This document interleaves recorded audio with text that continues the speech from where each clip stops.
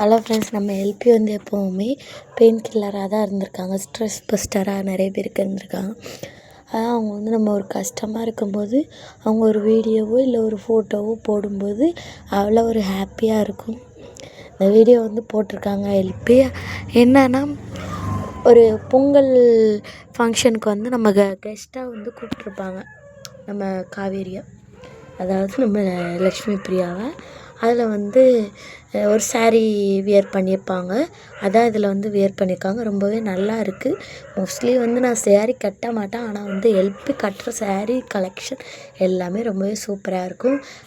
Photographer Shweta அவங்களோட வந்து இவங்க வந்து ஜாலியாக வைப் பண்ணிவிட்டு, அப்புறம் திவ்யான்னு இந்த பின்னாடி வந்து இருக்காங்களா ஹேர் ஸ்டைல் பண்ணுறாங்களா, அவங்க பேர் வந்து திவ்யாவை தீபிகான்னு நினைக்கிறேன்.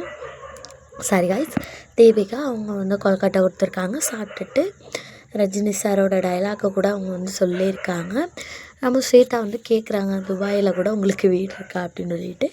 இல்லை வீடு இருக்குது, ஆனால் அது என்னோடய வீடு இல்லை. நிச்சயமாக நான் வந்து வீடு கட்டி ஒரு ஃபோட்டோகிராஃப் பண்ணி வந்து நிச்சயமாக வீடியோ போடுவேன் அப்படின்னு சொல்லிட்டு எல்பி வந்து க்யூட்டாக சொல்லியிருக்காங்க.